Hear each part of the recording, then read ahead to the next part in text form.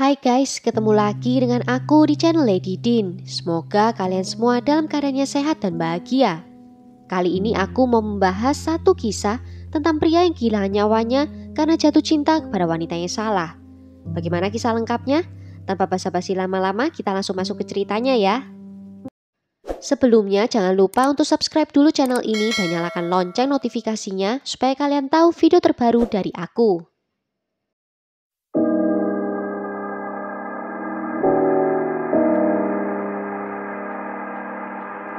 Me and the other person were like playing cat and mouse with each other for a while, and they overtook us.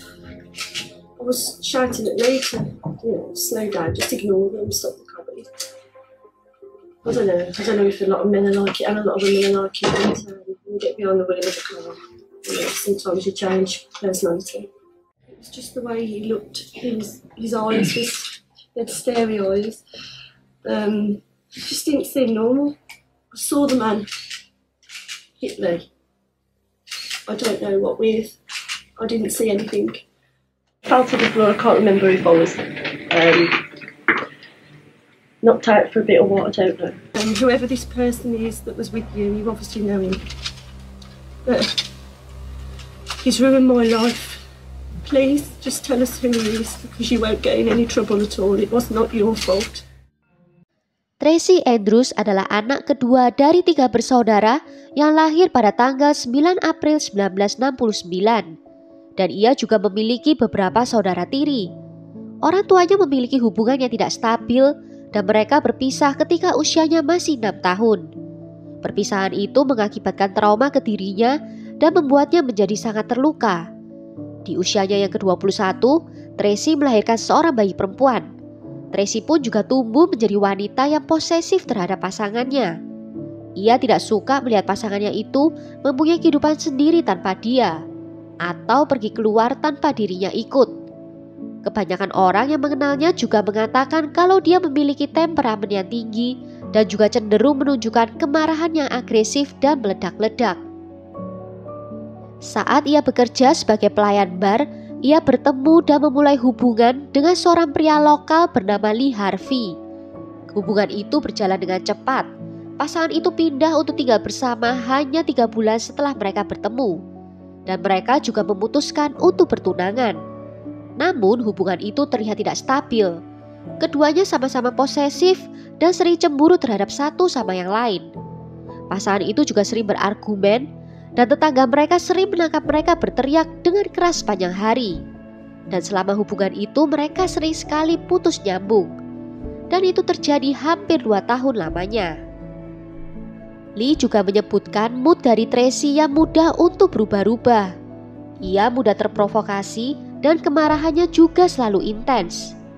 Ia juga sering melakukan kekerasan ke pasangannya. Anggota keluarga dari Tracy dan Lee merasa tidak nyaman dengan hubungan pasangan itu. Melihat seringnya terjadi argumen sengit di antara mereka. Argumen yang terjadi seperti Tracy marah gara-gara ada anggota keluarga Lee yang mengumumkan kalau mereka akan menikah. Ini menyulut kemarahan Tracy karena mencuri perhatian dari berita pernikahannya bersama Lee. Lee juga marah ketika ia mengetahui kalau Tracy telah menggugurkan anak mereka. Pasangan itu juga sering menyerang satu sama lain yang mengakibatkan cedera fisik. Polisi juga pernah dipanggil ke rumah mereka setelah ada laporan kekerasan dalam rumah tangga. Polisi dipanggil ke rumah itu pada bulan Oktober 1996, hanya 1 bulan sebelum kepergian Lee. Karena hubungan mereka yang seperti itu, masing-masing dari orang tua telah menyuruh mereka untuk berpisah dan tidak melanjutkan hubungan mereka. Ibu dari Lee bahkan pernah menasihati anaknya untuk tidak terlibat lagi dengan wanita itu. Maureen Harvey mengakui kalau dia langsung tidak menyukai Tracy ketika dia bertemu dengannya. Di 20 menit awal pertemuan mereka, Tracy menyindir keluarganya dan mantan pacarnya. Tracy jelas-jelas bukanlah gadis yang ia harapkan untuk putranya. Ibunya Lee juga mengatakan sangat tidak mudah saat melihat Lee kembali ke rumah dalam keadaan babak belur, karena ia diusir oleh Tracy setelah perkelahian mereka. Lee juga bercerita kalau pakaiannya dibuang semua dari jendela kamar tidur. Bahkan ibunya sampai memiliki banyak argumen sengit dengan anaknya itu karena Lee tidak bisa melepaskan Tracy karena begitu mencintainya. Pada tanggal 30 November 1996, satu hari setelah pertengkaran sengit, Tracy dan Lee pergi ke sebuah pub lokal malam itu dalam upaya untuk berdamai. Tracy mengklaim bahwa dalam perjalanan kembali ke apartemen mereka di dini hari tanggal 1 Desember, pasangan itu terlibat dalam insiden kemarahan di jalan dengan dua pria. Dalam pernyataannya, Tracy mengatakan ada sebuah mobil yang mengikuti mereka dan dua pria dari mobil itu menghadang dan menyerang setelah menghentikan mobil mereka di sebuah jalur pedesaan. Namun nyatanya Tracy melukai Lee berkali-kali dengan senjata tajam setelah mobil mereka berhenti karena pertengkaran itu. Selama 2 minggu berikutnya, polisi melakukan penyelidikan untuk mencari kebenaran dari kasus ini. Ternyata di malam hari itu ada satu orang penduduk sekitar yang mendengar keributan yang terjadi. Lalu ia datang mendekat dan melihat Lee yang sudah dalam keadaan terluka di lantai. Dia segera berlari kembali ke rumahnya untuk memanggil polisi. Polisi yang datang mencatat kalau mobil mereka tidak diparkir di pinggir jalan dengan tergesa-gesa, tetapi terparkir dengan rapi di sisi jalan.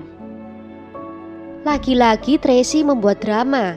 Dia menceritakan kisahnya yang dibuat-buat dalam sebuah konferensi pers nasional di tanggal 3 Desember.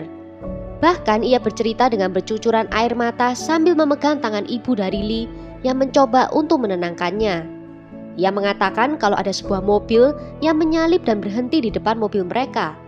Lalu pria itu yang keluar dari mobil memanggilnya wanita nakal dan meninju mukanya. Kemudian pria itu menyerang Lee habis-habisan. Dan dalam konferensi pers itu ia menyerukan agar polisi segera menangkap pelakunya. Setelah pernyataan itu, polisi mulai mempertanyakan cerita Tracy. Polisi juga tidak menemukan bukti kalau ada mobil kedua yang menyusul mobil mereka karena tidak terlihat ada bekas ban mobil lain di rerumputan. Kemudian di tangan Lee juga ditemukan lebih dari 80 helai rambut Tracy yang menurut ahli patologi kalau menarik rambut sebanyak itu harus dilakukan dengan kekuatan yang cukup besar. Dan puncaknya ada 2 orang saksi muncul setelah melihat konferensi pers itu. Mereka mengatakan kalau melihat mobil Ford Escort putih milik Tracy melewati mereka, tetapi tidak ada mobil lain yang mengikutinya. Kesaksian ini mematahkan cerita Tracy kalau malam hari itu dia diikuti oleh mobil lain. Dengan kecurigaan yang meningkat terhadap dirinya, Tracy mencoba untuk melakukan bundir 1 hari setelah dia melakukan konferensi pers. Hal itu semakin meyakinkan polisi untuk menangkapnya. Polisi menangkapnya saat ia dirawat di rumah sakit. Dan setelah keluar dari rumah sakit ia didakwa dengan pembunuhan Lee Harvey pada tanggal 19 Desember 1996. Namun dia dibebaskan dengan adanya jaminan. Bukti lebih lanjut polisi menemukan noda merah di sepatu bot Tracy berbentuk senjata tajam. Meyakinkan polisi kalau ia telah menyimpan senjata di dalam sepatu botnya dan membuangnya saat di rumah sakit. Tracy muncul di pengadilan Birmingham pada 1 Juli 1997 dan dinyatakan bersalah pada tanggal 29 Juli 1997. Penuntut mengatakan kalau Tracy terlihat membiarkan Lee dalam keadaan sekarat tanpa berusaha memanggil bantuan. Setelah persidangan, ibu Tracy menyatakan kalau dia tidak bisa memahami cara berpikir putrinya itu. Mengapa Tracy membuat suatu cerita yang tidak masuk akal sama sekali. Tracy dijatuhi hukuman penjara seumur hidup dengan hukuman minimal 14 tahun lamanya. Tracy mengajukan banding atas hukuman itu, mengklaim bahwa dia adalah korban dari kegagalan keadilan. Tapi pada bulan Oktober 1998 bandingnya itu ditolak. Di bulan April 1999, Tracy mengakui kalau ia telah melukai Lee hingga mati. Tetapi kemudian dia mengubah lagi ceritanya kalau ia melukai Lee hanya untuk membela diri. Namun tidak ada bukti yang mendukung pernyataannya itu. Tracy akhirnya dibebaskan pada bulan Juli 2011. Namun dia dilarang bepergian dalam jarak lebih dari 40 km tanpa pengawasan. Setelah dibebaskan, dia mengubah namanya menjadi Tia Carter dan mengubah penampilannya juga. Ia sempat menjalani operasi untuk mengganti bentuk dari rahangnya yang khas, yang menghabiskan biaya sebesar 5.000 pound sterling atau hampir 100 juta rupiah. Tracy juga mengganti warna rambutnya menjadi hitam, Kemudian dia mengubah namanya lagi menjadi Gina Stevens. Dan di tahun 2017, dia menikah dengan seorang pria bernama Phil Goldsworthy. Tracy bertemu Phil saat mereka bekerja bersama di sebuah pub dan Phil mengatakan kalau dia terpesona dengan Tracy. Ketika rencana untuk membebaskannya diumumkan, sesama narapidana wanita dan mantan kekasih Tracy selama di penjara mengatakan bahwa Tracy terus bertindak posesif dan agresif dalam hubungan selama di penjara. Ia pernah tertangkap pernah menyerang mantan pacarnya itu. Wanita itu mengatakan ia menentang pembebasan Tracy dan memperingatkan kalau Tracy bisa mengulangi lagi perbuatannya itu. Saat pembebasannya semakin dekat, keluarga Tracy juga mendesak agar ia mengakui secara terbuka perbuatannya di depan publik dan mengungkapkan penyesalannya. Namun dia dengan tegas menolak.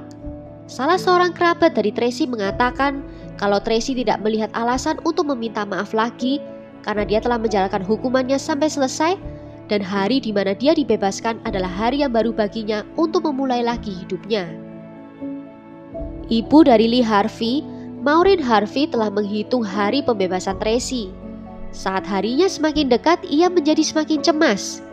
Dia dan suaminya berulang kali selama bertahun-tahun memohon untuk memperpanjang masa hukuman minimal Tracy yang hanya 14 tahun itu, namun tidak berhasil. Hal ini sangat menyakitkan baginya karena bukan saja pelaku boleh bebas, tetapi ia juga masih menolak untuk mengakui kesalahan dan mengungkapkan penyesalan atas apa yang telah dilakukan. Well, sampai di sini dulu cerita kali ini. Bagaimana menurut kalian tentang kasus kali ini? Tulis pendapat kalian di kolom komentar ya. Akhir kata, terima kasih karena sudah nonton video ini sampai akhir. Sampai jumpa di video berikutnya. Ciao!